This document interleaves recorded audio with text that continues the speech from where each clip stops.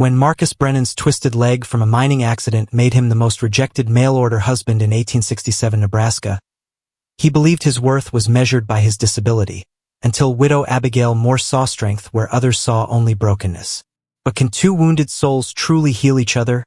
Or will the ghosts of their past destroy the fragile love they've built together? Marcus Brennan's screams echoed through the silver mine shaft as 20 tons of rock crashed down on his left leg, changing his life forever.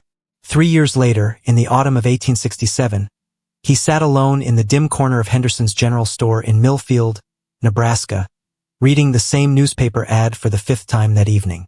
His calloused fingers traced each word slowly, like a prayer he wasn't sure would be answered. The store smelled of leather and coffee beans. Outside, the prairie wind howled through the wooden buildings that lined Main Street. Marcus shifted his weight on the hard chair, trying to ease the constant ache in his damaged leg. The bone had healed crooked, leaving him shorter on one side and dependent on wooden crutches to walk. Mail-order bride seeks honest husband for companionship and shared dreams. The advertisement read, "Must be hardworking and kind. Write to Miss Clara Whitfield, Denver, Colorado." Marcus had already written 3 letters to different women. None had written back after learning about his condition. But something about this ad felt different. Maybe it was the word kind instead of strong. Maybe it was hope making him foolish again. He pulled out a piece of paper and began writing by lamplight. His handwriting was clumsy, but the words came from his heart.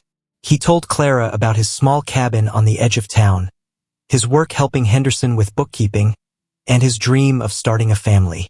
He mentioned his injury last, describing it simply as a mining accident that left me walking with help. The store's bell chimed as Mrs. Patterson entered, her arms full of fabric.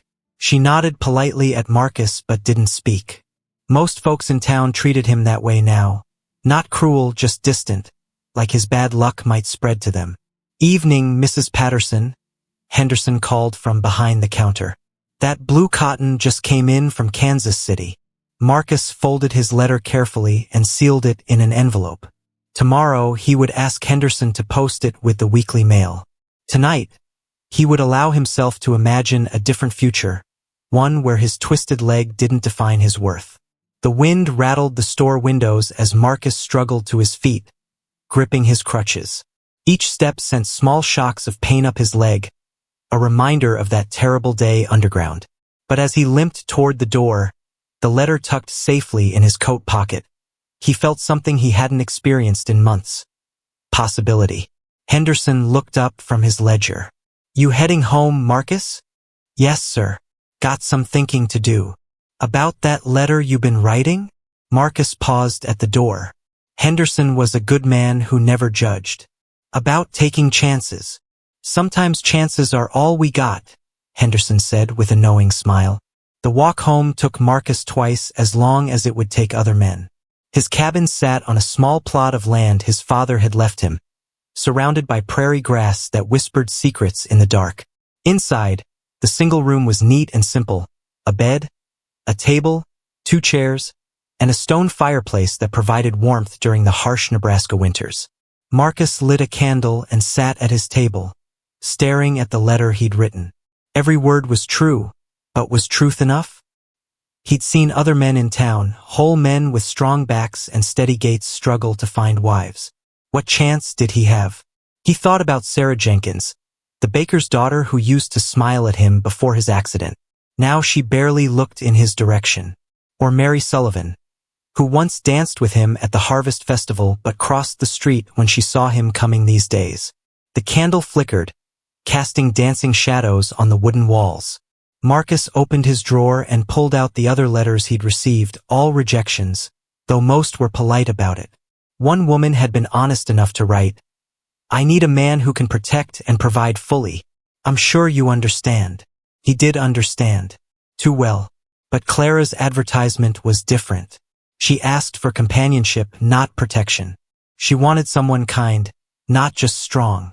Maybe, just maybe, she would see past his broken body to the man underneath.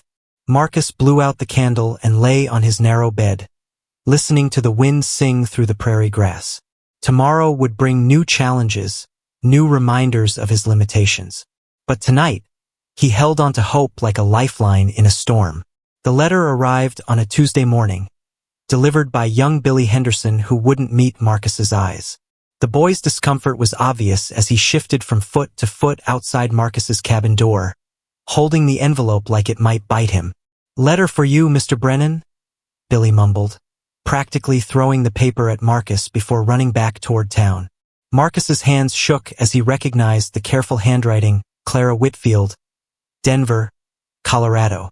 This was it, the moment that would either lift his spirits or crush them completely. He limped inside and sat at his table, staring at the unopened letter for what felt like hours. Finally, he tore open the envelope and unfolded the single sheet of paper. "Dear Mr. Brennan," it began formally, "thank you for your interest in my advertisement. After careful consideration and inquiry into your circumstances through mutual acquaintances, I must respectfully decline your proposal. A woman in my position requires a husband capable of providing complete protection and support. I'm sure you understand my concerns regarding your physical limitations. I wish you well in your future endeavors. Sincerely, Miss Clara Whitfield." The words hit Marcus like another cave-in. He read the letter 3 times, each reading making the rejection sting worse. She hadn't even given him a chance to explain, to show her what he could offer despite his injury. Someone in Denver must have known someone in Millfield, and word of his condition had traveled ahead of his hopes. Marcus crumpled the letter in his fist, the paper cutting into his palm. Through his small window, he watched Jake Morrison walk past with his new wife, their arms linked, her laughter carrying on the morning breeze. Jake had lost 2 fingers in a farming accident last year, but that hadn't stopped him from finding love.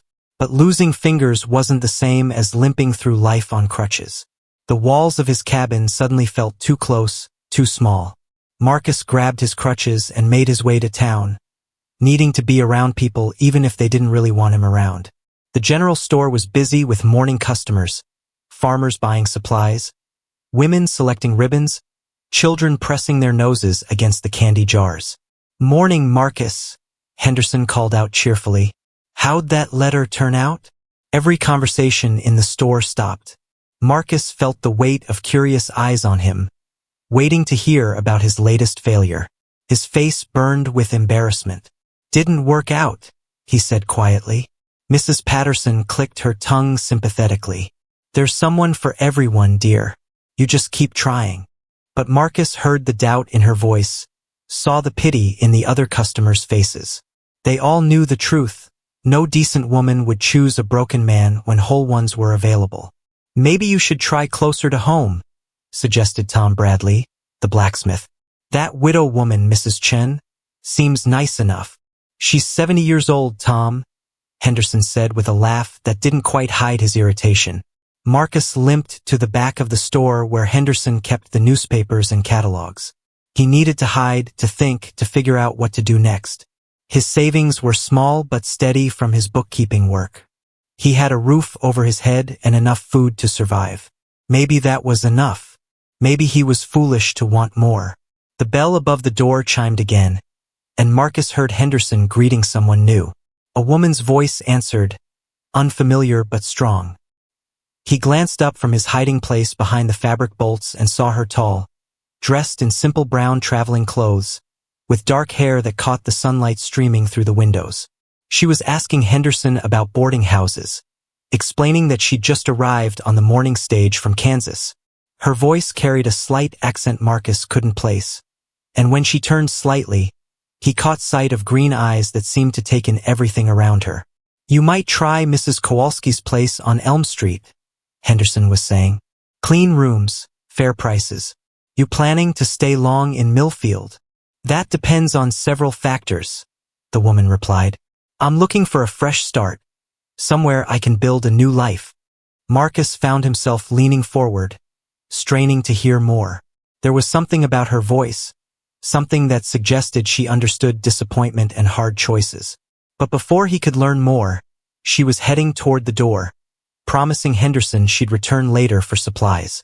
As the door closed behind her, Marcus felt an odd stirring of curiosity. Who was she? What brought a woman alone to a small town like Millfield? And why did her mention of a fresh start echo his own desperate wishes? Henderson appeared beside him, arms full of inventory. New face in town. Widow, I'd guess, from the way she carries herself.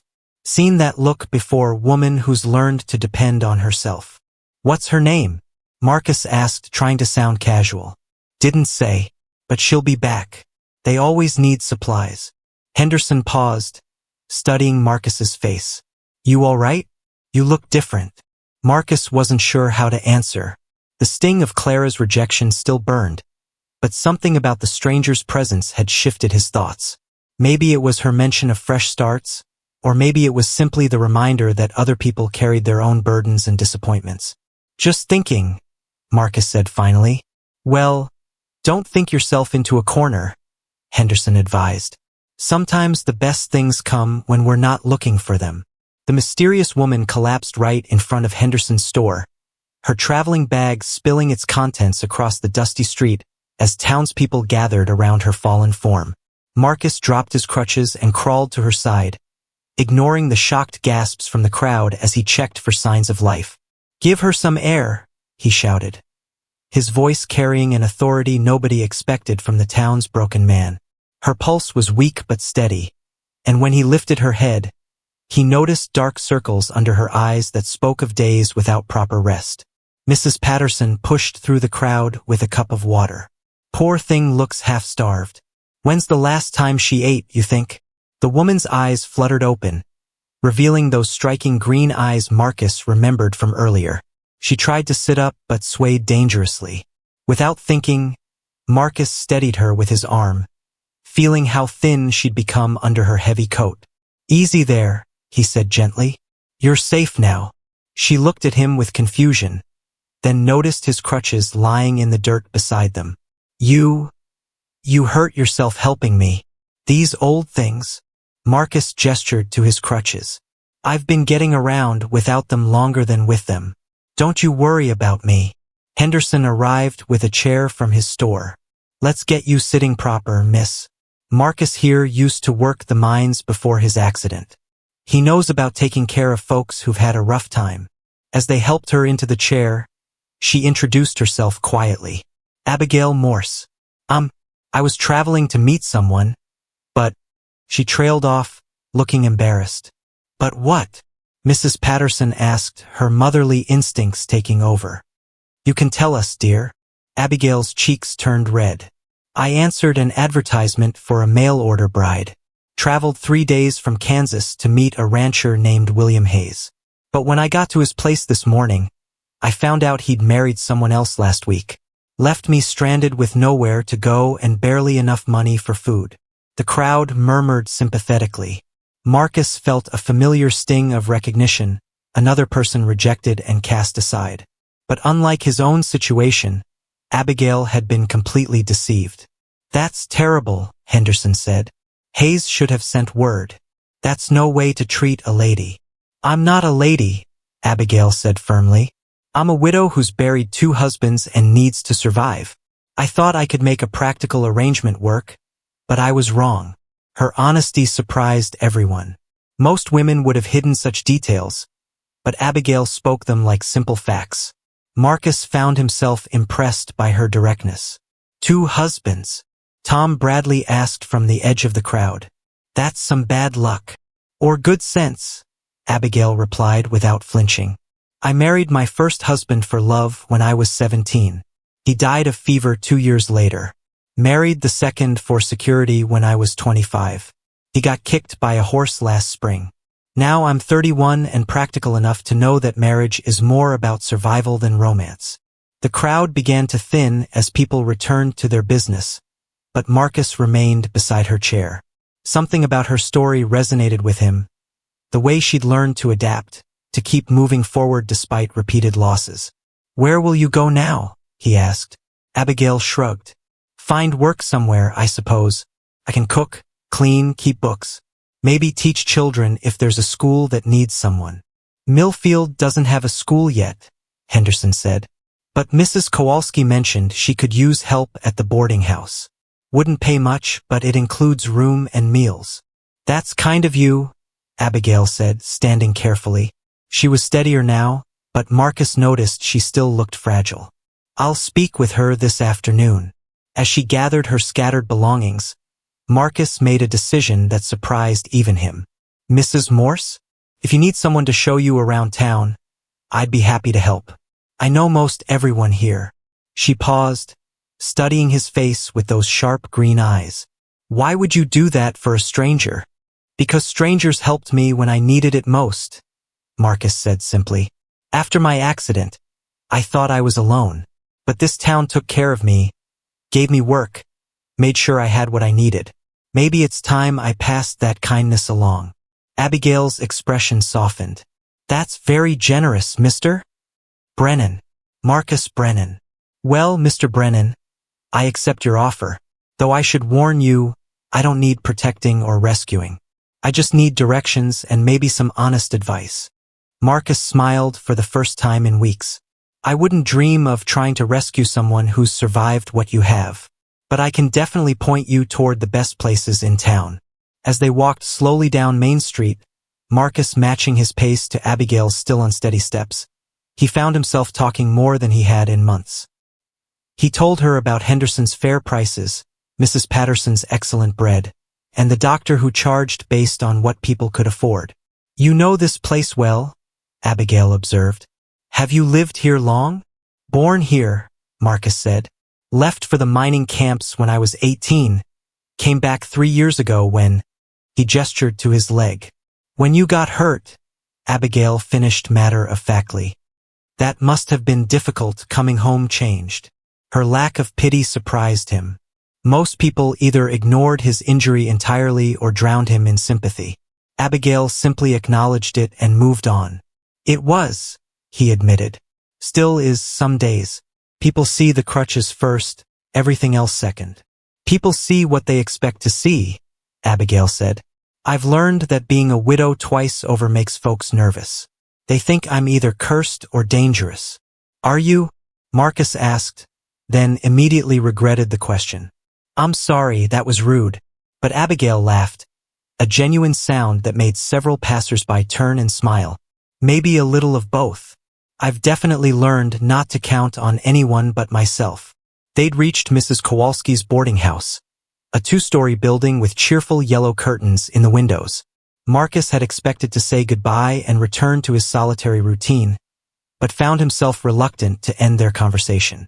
Mrs. Morse, he said as she reached for the front door. If you'd like, I could show you the rest of town tomorrow. There's more to see than just Main Street. She turned back to him, and for a moment, he saw something vulnerable beneath her practical exterior. I'd like that, Mr. Brennan. It's been a long time since someone offered friendship without expecting something in return. As Marcus walked home that evening, he realized something had changed inside him. For the first time since his accident, he'd spent hours without thinking about his limitations. Instead, he'd focused on helping someone else, on being useful in a way that had nothing to do with physical strength. Maybe there were different ways to be whole. You're making a mistake, Abigail, Mrs. Kowalski declared loudly enough for half the boarding house to hear, waving her wooden spoon like a weapon as steam rose from her morning pot of oatmeal. The Polish woman had strong opinions about everything, and she wasn't shy about sharing them. Abigail paused in folding laundry, her hands growing still on the crisp white sheet. 3 days had passed since Marcus had offered to show her around town, and she'd found herself looking forward to their daily walks with an eagerness that worried her. What mistake would that be? Abigail asked calmly, though her heart began beating faster. That Brennan boy, Mrs. Kowalski said, pointing the spoon toward the window where Marcus could be seen approaching the boarding house. He's a good man, yes, but broken. You need someone who can take care of you proper, not someone who needs taking care of himself. The other boarders, 2 traveling salesmen and an elderly farmer, looked up from their breakfast with interest. Abigail felt her cheeks burn. Small towns thrived on gossip, and apparently her friendship with Marcus had become the latest source of entertainment. Mr. Brennan and I are simply friends, Abigail said firmly. He's been kind enough to help me learn my way around Millfield. Friends, scoffed Mrs. Kowalski. I see how he looks at you, girl, and I see how you look back. But friendship don't put food on the table or babies in the cradle. Before Abigail could respond, a knock came at the front door. Mrs. Kowalski wiped her hands on her apron and went to answer it, returning with Marcus behind her. He removed his hat politely, nodding to the other boarders. Morning, everyone, he said. Mrs. Morse, if you're ready, I thought we could visit the church today. Reverend Matthews wanted to meet you. Abigail grabbed her shawl, eager to escape the boarding house's suddenly oppressive atmosphere. As they stepped outside, she noticed Marcus seemed different, quieter, more reserved than he'd been the past few days. Is something wrong? She asked as they began walking toward the small wooden church at the end of Main Street. Marcus was quiet for several steps. I heard what Mrs. Kowalski said about me being broken. Abigail stopped walking. You were listening at the door? Didn't mean to, Marcus said, his face reddening. But yes, I heard. And she's not wrong, is she? I am broken. Can't do the work most men do. Can't provide the way a husband should. According to who? Abigail demanded, surprising herself with the sharpness in her voice. Who decided that a man's worth depends only on his physical strength? Marcus looked at her with confusion. Well, that's how it's always been. Men work, women keep house, families grow and prosper. I can't do my part. That's ridiculous, Abigail said bluntly. My first husband was strong as an ox, could lift twice his weight and work from dawn to dusk. Know what he couldn't do? Keep books, plan ahead, or think past the next meal. We lived hand to mouth because he had no head for business. She began walking again, her stride quick and determined. Marcus hurried to keep up, his crutches tapping against the wooden sidewalk. My second husband was different, she continued. Smart about money, good at planning, could have built us a real future. But he drank away his sorrows and took his anger out on me when the bottle didn't help enough. Marcus stopped abruptly. He hurt you. Abigail turned to face him, her green eyes blazing. That's not the point, Mr. Brennan. The point is that neither of them, strong or smart, gentle or cruel, was worth more as a person because of what he could or couldn't do with his body. But a woman needs protection, security dash. A woman needs partnership, Abigail interrupted. Someone who treats her like an equal, who values her mind as much as her cooking, who sees her as more than just a way to get his laundry done and his children born. They'd reached the church, but neither moved toward the door. Marcus stared at Abigail as if seeing her for the first time. You really believe that? He said wonderingly. I've lived it, Abigail replied. I've seen what happens when people marry for the wrong reasons, for looks, for status, for what they think they need instead of what they actually want. Reverend Matthews emerged from the church, a thin man with kind eyes and prematurely gray hair. Mrs. Morse, Marcus told me you might visit today. Welcome to Millfield. As they toured the simple church and discussed the town's spiritual needs, Abigail found herself watching Marcus interact with the Reverend. The two men clearly respected each other, and she noticed how Marcus's entire demeanor changed when talking about something he cared about. Marcus keeps our financial records, Reverend Matthews explained. Best head for numbers in 3 counties. We're lucky to have him. You do bookkeeping? Abigail asked Marcus. I didn't know that. Marcus shrugged modestly. Started helping Henderson after my accident. Turns out I have a talent for it. Numbers make sense to me in a way that mining never did.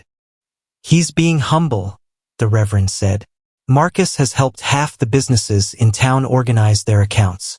Saved Peterson's farm from bankruptcy last year by finding errors in his creditors' calculations. As they left the church, Abigail felt like she was seeing Marcus with new eyes. She'd been drawn to his gentleness and his willingness to help a stranger. But now she realized there was much more beneath the surface. Why didn't you tell me about your work? She asked as they walked toward the small schoolhouse that served as a community meeting place. Most people don't find bookkeeping very impressive, Marcus said. It's not exactly heroic work. It's essential work, Abigail corrected. And it requires intelligence, attention to detail, trustworthiness. Those are valuable qualities in any man. Marcus glanced at her sideways. You sound like you speak from experience. I do. I kept the books for both my husband's businesses. The first one never appreciated it, said it wasn't women's work. The second one appreciated it too much, wanted me to fudge numbers to hide his drinking expenses. They'd stopped in front of the schoolhouse, and Abigail could see through the windows to where Mrs. Patterson was teaching a handful of children their letters. The sight stirred something deep in her chest, a longing she'd pushed aside after years of disappointment. Do you want children? Marcus asked quietly, as if reading her thoughts. The question hung in the air between them. Abigail had wanted children desperately with her first husband, but fever had taken him before they could start a family. With her second husband, she'd been grateful not to bring children into a house filled with anger and alcohol. I did once, she said honestly. Now I'm not sure. At 31, I may have waited too long. You're not too old, Marcus said firmly. My mother had my youngest sister at 34. They stood in comfortable silence, watching the children through the schoolhouse windows. Abigail found herself imagining a different kind of future than she'd planned. One based on genuine partnership rather than mere survival. Marcus, she said slowly, what if Mrs. Kowalski is wrong about what women need? What do you mean? Abigail took a deep breath. What if some women would rather have a man who sees them as an equal partner than one who sees them as someone to protect and provide for? Marcus turned to look at her fully, his eyes searching her face. Are you saying what I think you're saying?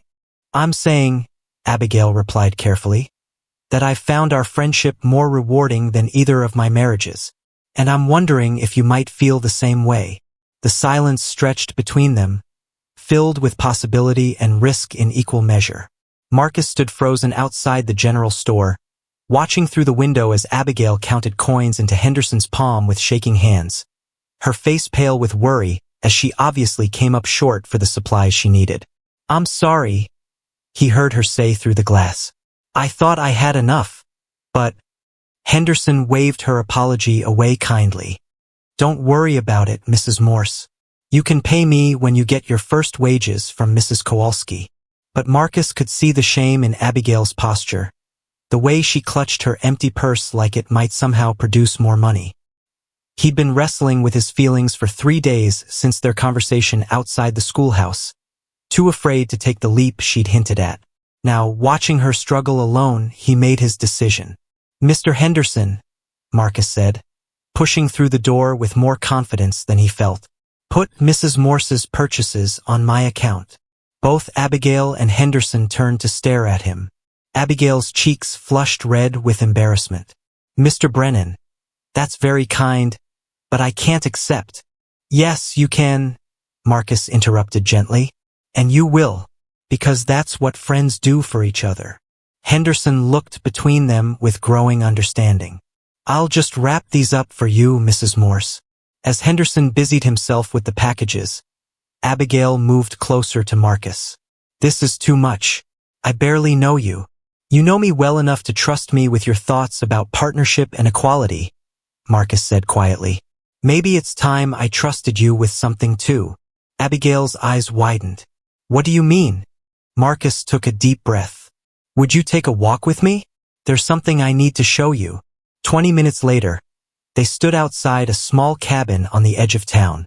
It was simple but well-maintained, with a vegetable garden and a chicken coop in the backyard. Smoke curled from the chimney, and yellow curtains brightened the windows. This is my home, Marcus said, suddenly nervous. I know it's not much, but it's mine. No debt, no rent to pay. I grow most of my own food, keep chickens for eggs, and Henderson pays me enough for bookkeeping to cover what I can't make myself. Abigail walked slowly around the property, taking in every detail. It's lovely, peaceful. It's lonely, Marcus admitted. I built it to be big enough for a family, but I've been the only one living here for 3 years. Why are you showing me this? Marcus leaned against his crutches, gathering courage. Because I've been thinking about what you said, about partnership, about finding someone who sees you as an equal. Abigail stopped walking and faced him. And I think I could be that person for you. If you'd let me. The words hung between them like a bridge neither was sure they should cross. Abigail's expression was unreadable as she studied his face. Are you proposing to me, Marcus Brennan? I'm proposing an arrangement, Marcus said carefully. A marriage based on mutual respect and genuine friendship. No romantic illusions, no impossible promises. Just two people building a life together because they choose to, not because they have to. Abigail was quiet for so long that Marcus began to worry he'd made a terrible mistake. Then she smiled, a small, cautious expression that transformed her entire face. That's the most sensible proposal I've ever received, she said. Is that a yes? It's a maybe, Abigail replied. I need to ask you something first, and I need you to answer honestly. Marcus nodded, his heart hammering. If we marry, will you expect me to pretend your leg doesn't affect your life? Will you want me to act like everything is normal when it's not? The question surprised him. What do you mean? I mean, will you let me help when you need help? Will you tell me when you're in pain? Will you include me in finding solutions to problems instead of trying to handle everything alone? Marcus realized she was asking if he would treat her as a true partner, not just a witness to his struggles. Yes, I promise. And will you expect me to be a traditional wife? Cooking and cleaning and asking permission for everything. I'd hope you'd share the household work with me, Marcus said. As for permission, he smiled. I don't think you're the type of woman who asks permission for much. Abigail laughed. You're right about that. So is that a yes? It's a yes, Abigail said firmly. But I have conditions. Name them. We court properly for 2 weeks. I want to know who you really are when you're not trying to impress me. And you need to know who I am when I'm not grateful for rescue. Marcus extended his hand. It's a deal, Miss Abigail Morse. She shook it solemnly. Deal, Mr. Marcus Brennan. As they walked back toward town, Marcus felt lighter than he had in years. For the first time since his accident, he wasn't focused on what he couldn't do. Instead, he was thinking about what they could build together. There's one more thing, Abigail said as they reached Main Street. What's that? Mrs. Kowalski is going to have a lot to say about this. Marcus grinned. Let her talk. I've got more important things to worry about now. Like what? Like learning how to be the kind of husband you deserve. You're both making the biggest mistake of your lives. Mrs. Kowalski shouted from the boarding house porch as half of Millfield gathered to watch Marcus and Abigail exchange vows outside the small church. The Polish woman waved her dish rag like a flag of surrender, her voice carrying across the prairie wind with the force of absolute certainty. Reverend Matthews paused in his ceremony, unsure whether to continue or address the interruption. Marcus and Abigail exchanged glances, then began laughing deep, genuine laughter that spread through the small crowd of witnesses like wildfire. Should we wait for her to finish? Abigail whispered to Marcus, still giggling. She'll be done when she runs out of breath, Marcus replied. Could be hours. The Reverend cleared his throat and raised his voice.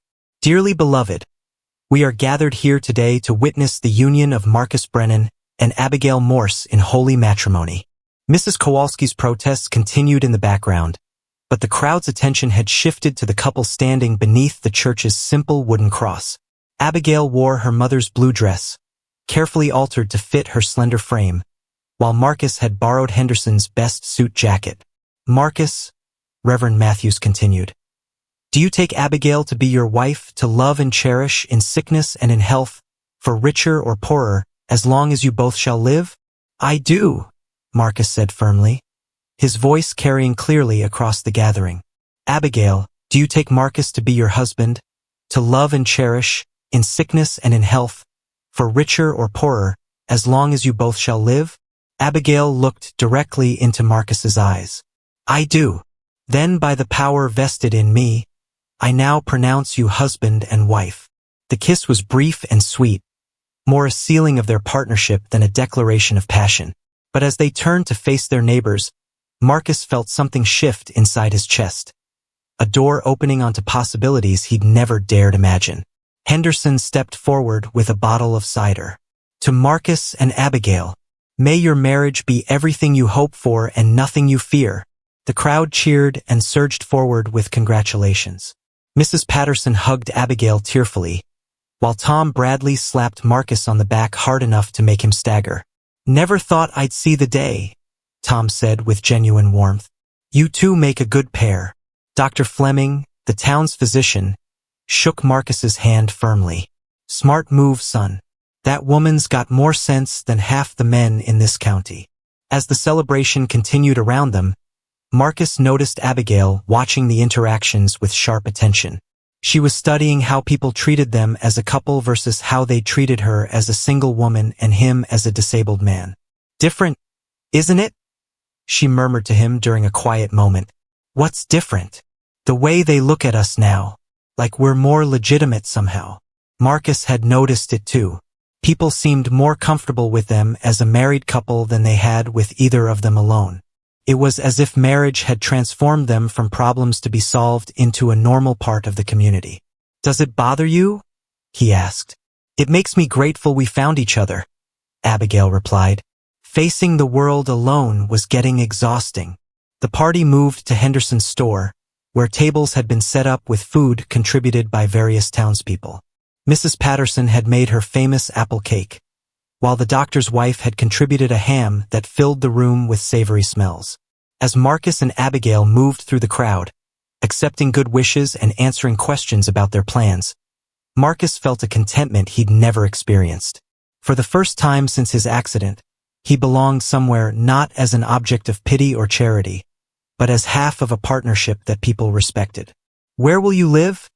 Asked Mrs. Chun, the elderly Chinese woman who ran the town's laundry. Marcus's cabin, Abigail answered.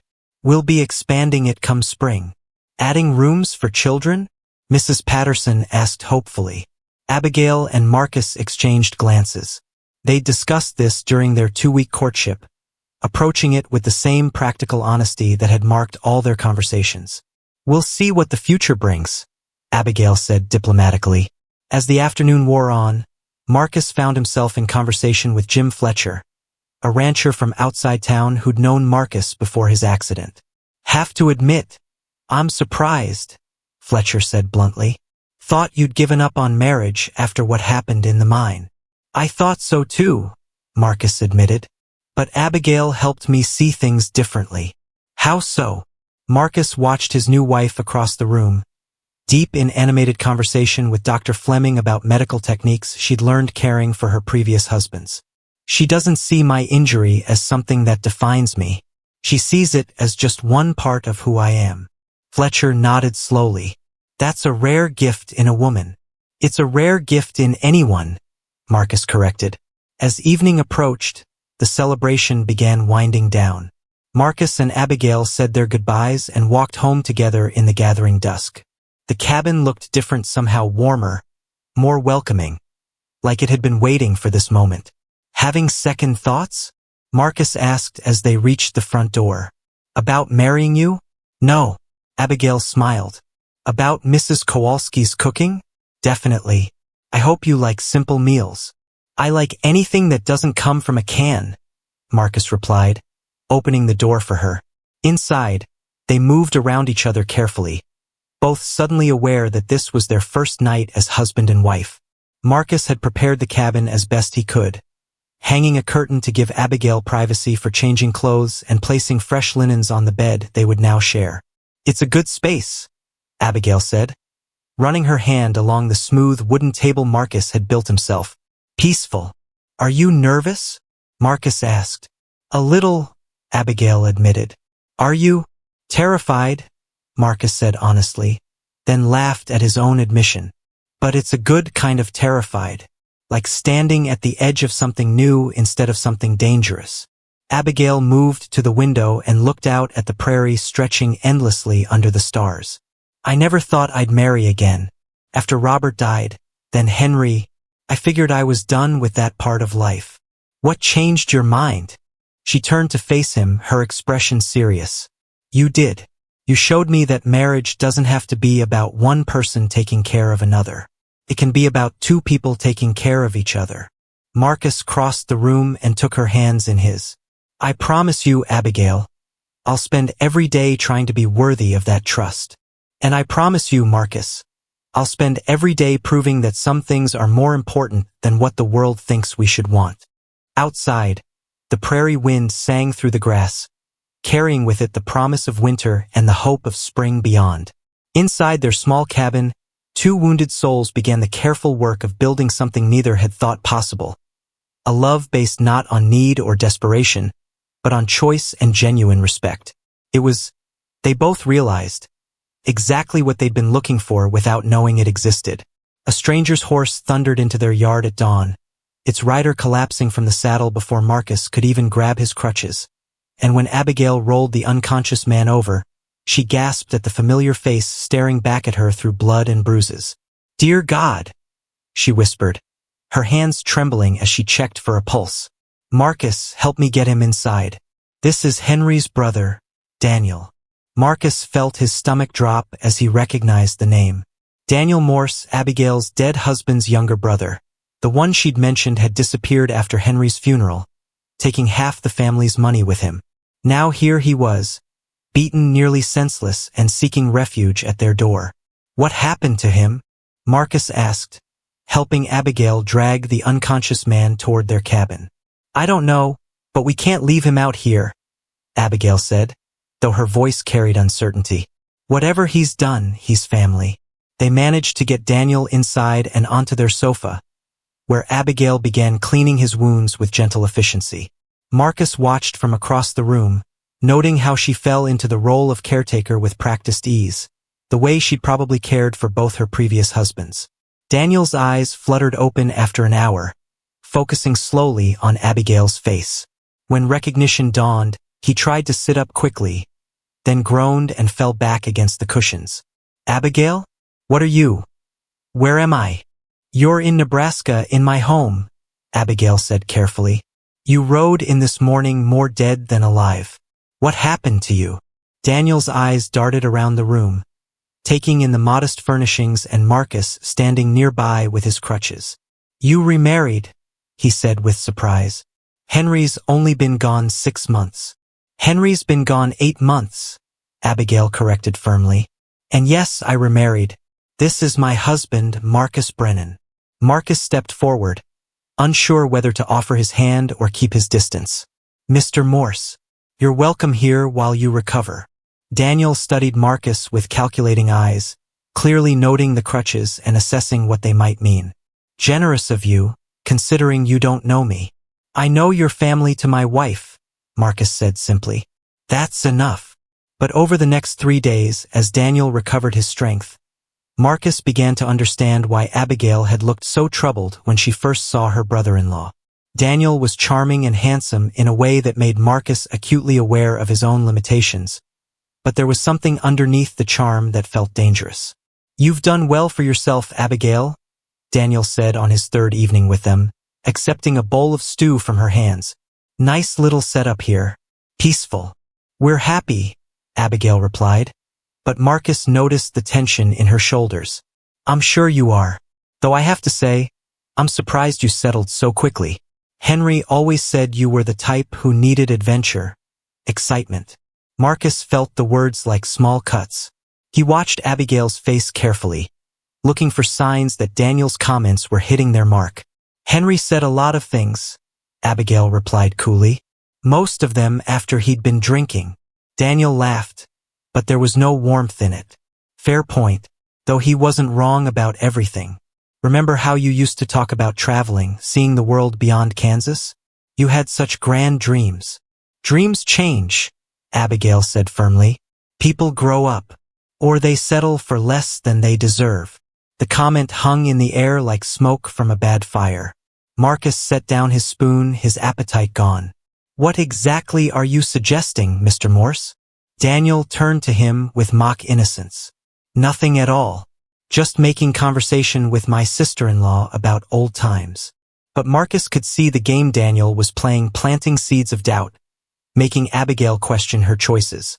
He'd seen it before in the mines, the way some men worked to undermine others through subtle manipulation. That night, as they prepared for bed, Abigail was unusually quiet. Marcus watched her brush her hair in front of their small mirror, noting the faraway look in her eyes. "What are you thinking about?" he asked gently.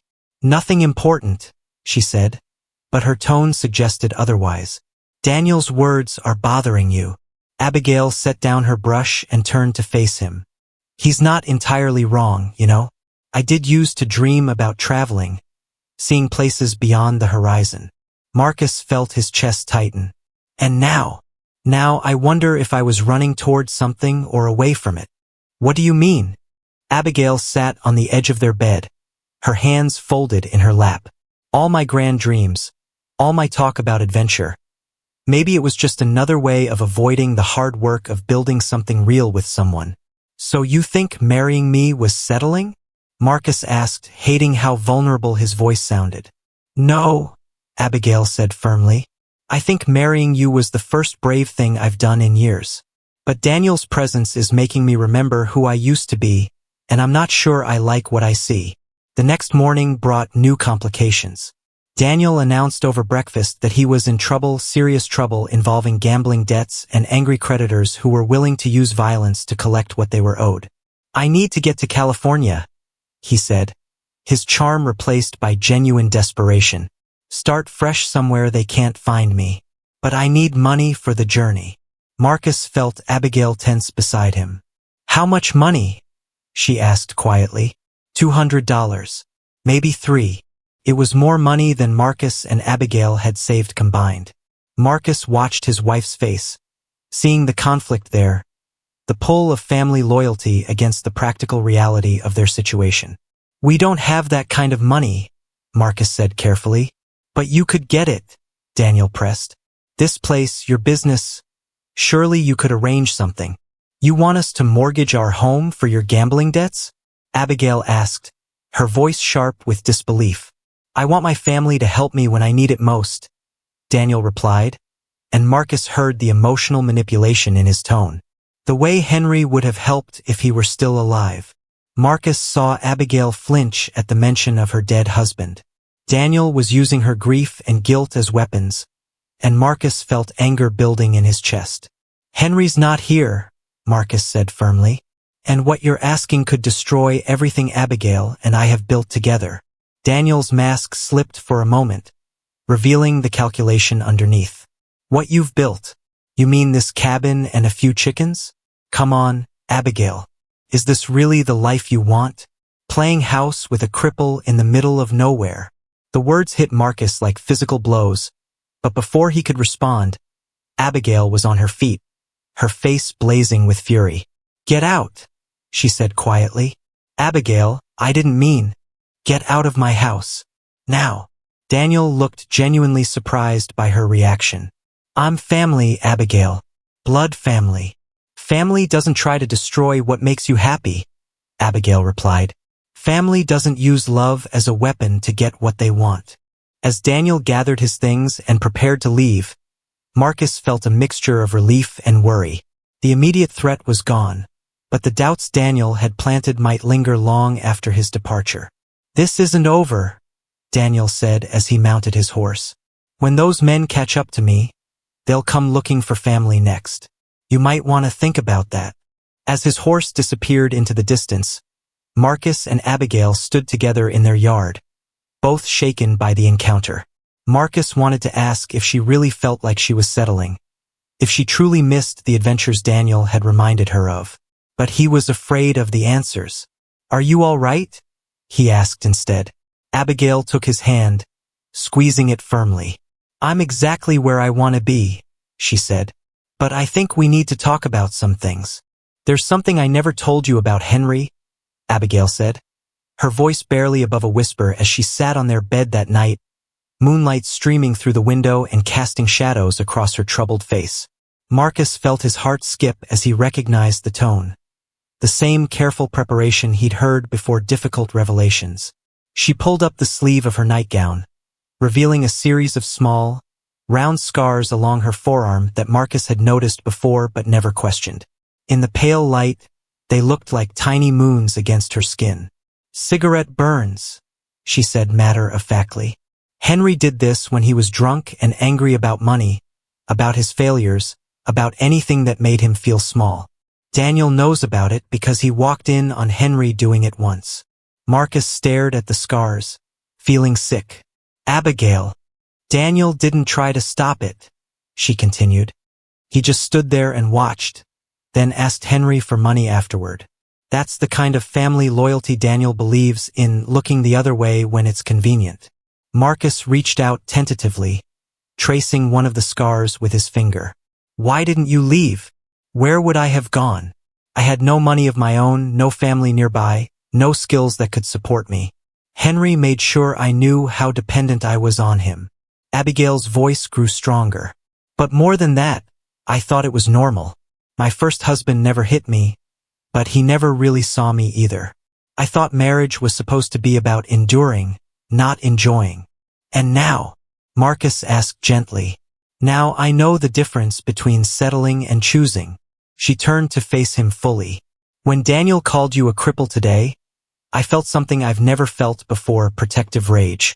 Not pity for you, but fury at anyone who would try to diminish you. Marcus felt tears prick his eyes. I was afraid you'd start thinking he was right. About this place, about us. He is right about one thing, Abigail said, surprising him. I did used to dream about traveling, seeing the world. But you know what I realized today? Those dreams were about escaping, not exploring. I wanted to run away from my life, not build a better one. She stood and walked to their small window, looking out at the prairie that stretched endlessly under the stars. With you, I'm not running from anything.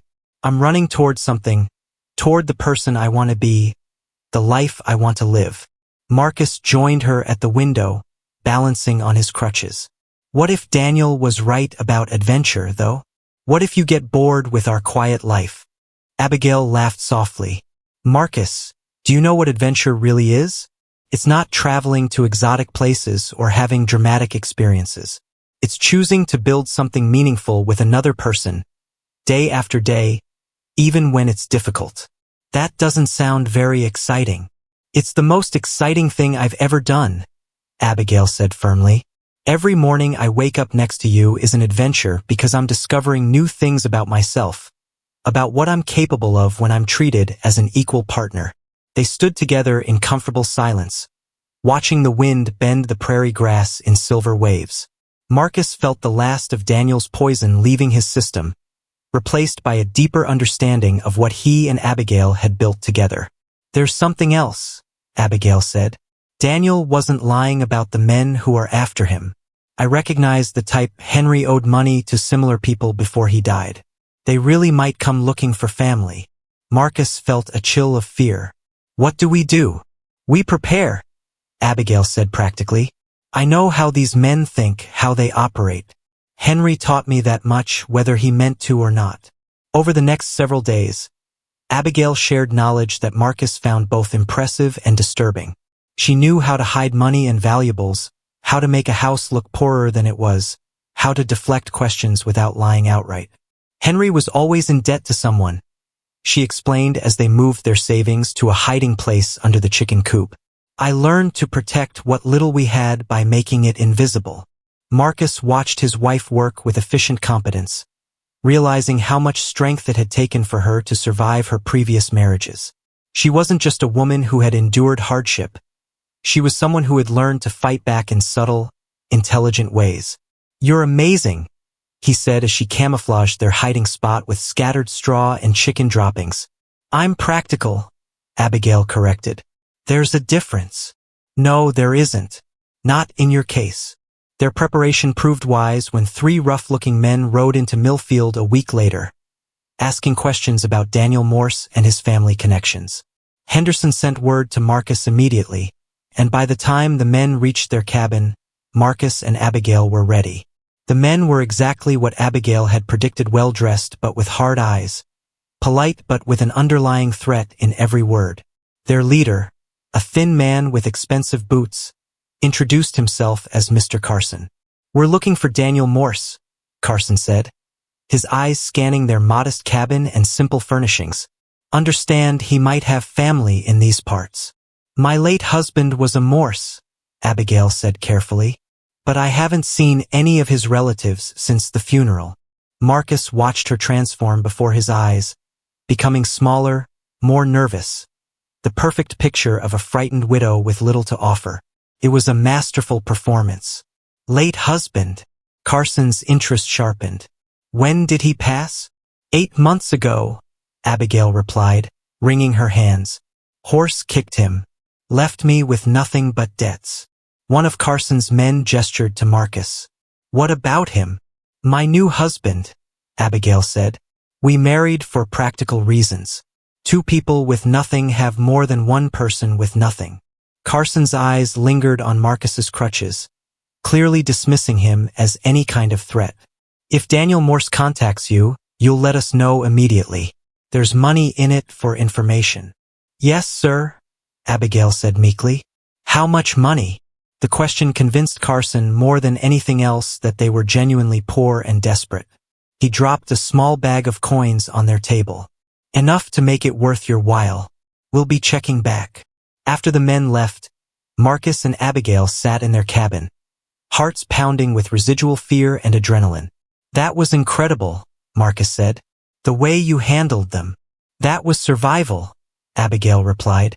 Something I learned from watching Henry deal with men like that. Will they be back? Probably, but we convinced them we're not worth worrying about. Poor, desperate, and harmless, exactly what they expect from people like us. Marcus looked at his wife with new respect. She hadn't just survived 2 difficult marriages. She'd learned from them, grown stronger, developed skills that now protected them both. I love you, he said suddenly, the words spilling out before he could stop them. Abigail looked surprised, then smiled, a real smile that transformed her entire face. I love you too, Marcus Brennan. And that's the first time I've ever said those words and meant them completely. They held each other in their small cabin, 2 people who had found something neither had expected. A love built not on need or desperation, but on genuine respect and shared strength. Outside, the prairie wind sang its eternal song, but inside, they had created something that no amount of outside pressure could destroy. For the first time since his accident, Marcus felt truly whole. Not because his injury had been healed or forgotten, but because he had found someone who saw his worth beyond his limitations and loved him not despite his brokenness, but because of how he had chosen to live with it. The blizzard struck without warning on a Tuesday morning in February, turning their world into a wall of white death that trapped Marcus and Abigail inside their cabin with dangerously low food supplies and no way to reach town for help. How much flour do we have left? Marcus asked, checking their dwindling pantry as the wind howled outside like a living thing trying to tear their roof away. Abigail measured carefully, her face grim. Maybe enough for 3 days if we're very careful. The preserved meat might last a week, but the chickens. She gestured toward the window where their chicken coop had completely disappeared under the snow. Marcus felt panic rising in his chest. His bad leg always worsened in cold weather, and the thought of being trapped and helpless while Abigail starved made him sick with fear. I could try to make it to Henderson's store. In this storm? Marcus, you can barely see 5 feet in any direction. You'd freeze to death before you got halfway to town. But as the hours passed and the storm showed no signs of letting up, their situation grew more desperate. The temperature inside the cabin dropped steadily despite their efforts to keep the fire burning, and their wood supply was running as low as their food. We need to make a plan, Abigail said on the second day, her breath visible in the cold air. If this storm lasts another week, we'll be in real trouble. Marcus stared out at the white void beyond their windows, feeling utterly useless. In his mining days, he would have been the one to venture out, to take risks and find solutions. Now he could only sit and watch his wife worry about their survival. There might be another option, he said slowly, an idea forming. Before my accident, I helped survey this area for the railroad. There's an old trading post about half a mile east of here, built into a hillside for protection from storms like this. Half a mile in this weather might as well be 50, Abigail pointed out. Not if we can follow the fence line from the Peterson farm. It runs almost directly there. Abigail stared at him, Marcus, you can't walk half a mile in deep snow with crutches. It's impossible. Maybe walking isn't the only way. Marcus explained his idea. They could fashion a makeshift sled from their table and rope, with Abigail pulling while Marcus navigated using his knowledge of the land. It was dangerous, maybe foolish, but it was better than sitting and waiting to starve. It's too risky, Abigail said immediately. What if we get lost? What if the sled breaks?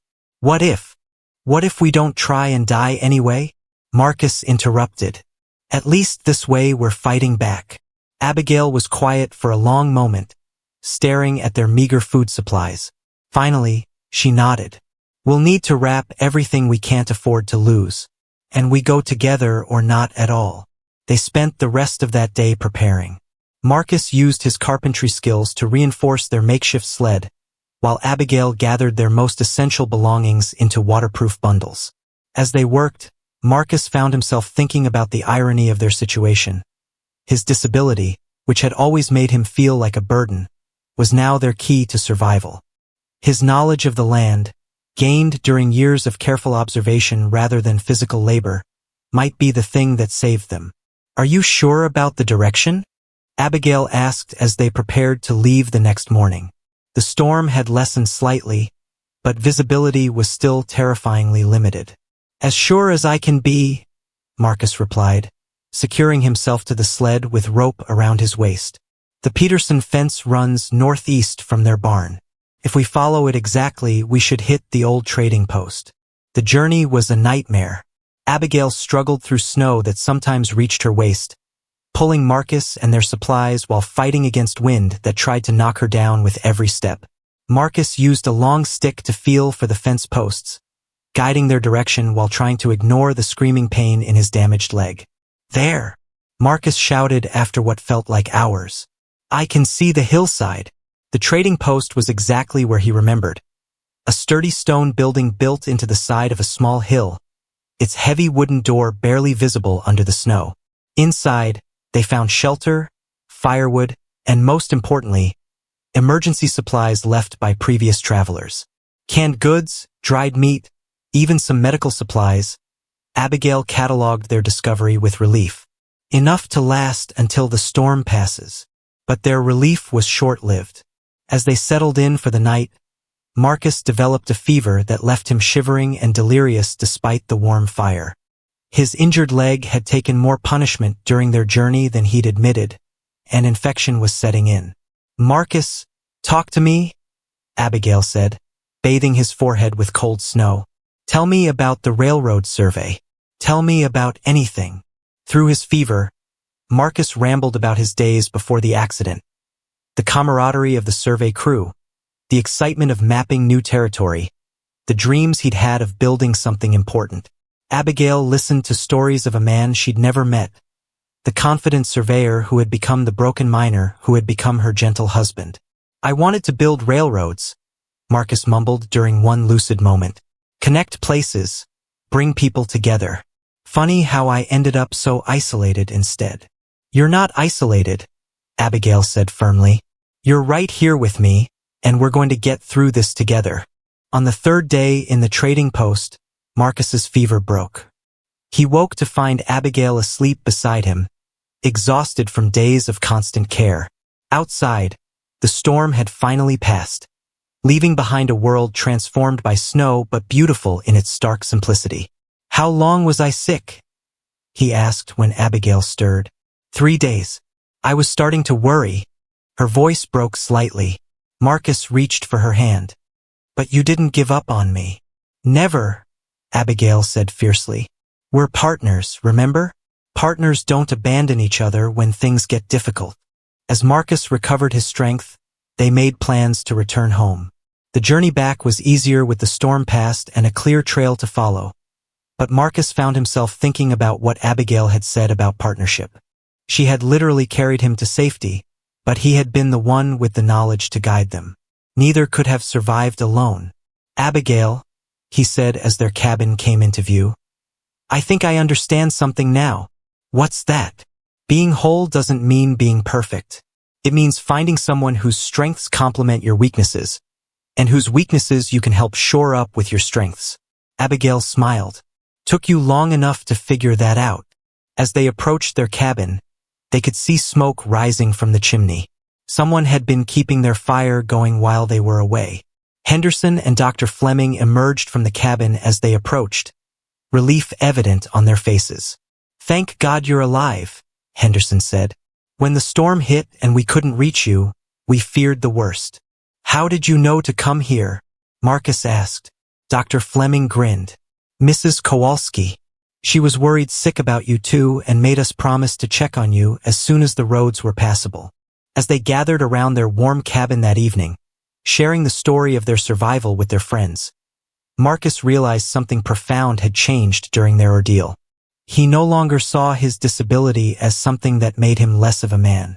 Instead, he understood that his worth came from how he chose to use whatever abilities he had, his knowledge, his problem-solving skills, his determination to protect what mattered most. And what mattered most was sitting beside him, her hand in his, safe and whole and home. "Marcus Brennan, you're the most stubborn man in 3 counties," Dr. Fleming declared as he examined Marcus's legs 6 months after the blizzard. His weathered hands probing the muscle and bone with practiced expertise while Marcus gritted his teeth against the familiar ache. "What's wrong now?" Abigail asked from across their cabin, where she was preparing lunch with ingredients from their thriving garden. Since the storm, they'd both thrown themselves into making their small homestead as self-sufficient as possible. Dr. Fleming straightened up, wiping his hands on a clean towel. "Nothing's wrong exactly, but this leg could be working better for you, Marcus. There's a doctor in Omaha who specializes in injuries like yours. He might be able to help." Marcus felt his stomach clench. "Help how?" "Surgery. Re-breaking the bone and setting it properly this time. It would be painful and there's no guarantee of success, but you might gain better mobility. Or I might end up worse than I am now," Marcus said flatly. "That's possible too," the doctor admitted. "But from what I've observed, your current situation isn't just about the physical limitations. It's about the pain you live with every day. That's getting worse, isn't it?" Marcus glanced at Abigail, who had stopped cooking and was listening intently. He'd been trying to hide how much his leg bothered him lately, especially during the long hours he spent at his desk doing bookkeeping for various businesses around town. "Some days are harder than others," he admitted. "The pain is affecting your sleep," Abigail said quietly. "And your work. I've seen you rubbing your leg when you think I'm not looking." Dr. Fleming nodded. "The bone fragments that weren't properly set are causing ongoing inflammation. Over time, that's only going to get worse." "How much would this surgery cost?" Marcus asked, though he suspected he already knew the answer. "More than we have," Abigail said before the doctor could respond. "But maybe that's not the right question." Marcus looked at her in surprise. "What do you mean?" "I mean, what's it worth to have a chance at less pain? What's it worth to see if you can walk more easily, work more comfortably? It's worth risking everything we've built here?" Marcus asked. "Because that's what we're talking about. We'd have to sell the cabin, use all our savings, probably go into debt. We'd have to take a chance," Abigail corrected. "The way we took a chance on each other." Dr. Fleming cleared his throat. "I should mention there's another option. The doctor in Omaha sometimes takes on charity cases, patients who help him teach medical students in exchange for free treatment." "Charity," Marcus said bitterly. "Of course. It's not charity if you're providing something of value in return," Abigail pointed out. "You'd be helping train doctors who could help other people with similar injuries." Marcus was quiet for a long time after Dr. Fleming left, staring out at the prairie that had become his world. The idea of surgery terrified him, not just the physical pain, but the possibility of ending up worse than he already was. "What are you thinking?" Abigail asked, settling beside him on their porch. "I'm thinking I've finally made peace with who I am, and now everyone wants me to change." "Is that what you think I want?" Marcus turned to look at her. "Don't you? Don't you want a husband who can work harder, provide better, be more of a man?" Abigail's eyes flashed with anger. "Marcus Brennan, if you think your worth as a man depends on how well you can walk, then you haven't learned anything from our marriage. Then why are you pushing for this surgery? I'm not pushing for anything. I'm suggesting we consider an option that might reduce your daily pain. Not because I need you to be different, but because I love you and hate watching you hurt. Marcus felt ashamed of his assumption. I'm sorry. The thought of risking what we have for something that might not work. What if it does work? What if you could wake up without pain? Work at your desk without constantly shifting positions? Play with children someday without worrying about keeping up? Children. Marcus looked at her sharply. We've never really talked about that seriously. Abigail smiled. We've never really had the luxury of planning that far ahead. But lately, I've been thinking, if the surgery could give you more mobility, more comfort, maybe we could think about growing our family. The idea took Marcus's breath away. He'd assumed children were impossible for them, not because of any physical barrier, but because he couldn't imagine being the kind of father a child deserved with his limitations. You really think I could be a good father? I think you'd be an amazing father, Abigail said firmly. Patient, kind, thoughtful. All the things that matter more than being able to run around a yard. Over the next week, Marcus found himself paying attention to how his leg affected his daily life. He noticed how he had to plan every movement, how he avoided certain tasks not because he couldn't do them but because the pain afterward wasn't worth it. He saw how Abigail automatically took on the more physical chores without complaint, and how he'd unconsciously limited their social activities to things that didn't require much walking. I want to try, he told her one evening as they sat watching the sunset. Not because I think I need to be fixed, but because I want to see what's possible. Abigail squeezed his hand. Whatever happens, we'll face it together. The journey to Omaha took 3 days by train, with Marcus fighting motion sickness and increasing anxiety as they traveled farther from home than either had been in years. The city overwhelmed them both with its size and noise, but Dr. Harrison, the specialist Dr. Fleming had recommended, put them at ease immediately. I've reviewed your case, Dr. Harrison said after examining Marcus thoroughly. The good news is that we can definitely improve your situation. The bad news is that it will require 2 surgeries, not 1, and a long recovery period. How long? Marcus asked. 6 months minimum, maybe longer, and you'll need to stay here in Omaha for at least 2 months after the first surgery. Marcus felt his heart sink. 2 months away from home, from their cabin, from the life they'd built. 2 months of depending entirely on strangers and charity. We'll do it, Abigail said before Marcus could voice his doubts. Abigail, we'll do it, she repeated firmly. Because sometimes the biggest risk is not taking any risk at all. Dr. Harrison smiled. I should warn you, Mrs. Brennan, that being a caregiver during this process won't be easy. Your husband will be in significant pain for weeks, possibly months. He'll be frustrated, probably depressed at times. Are you prepared for that? Abigail looked at Marcus with love and determination in equal measure. Doctor, I've been married to 2 other men who caused me pain without offering anything in return. Taking care of someone I love while he heals? That's not a burden. That's a privilege. As they signed the papers that would change their lives once again, Marcus realized that courage wasn't about being unafraid. It was about being terrified and choosing to move forward anyway, trusting that the person beside you would catch you if you fell. And he had no doubt that Abigail would be there to catch him, just as he would always be there to catch her. The surgery was scheduled for the following Monday. They had 3 days to prepare for another leap of faith, another chance to discover what they were capable of when they faced the unknown together.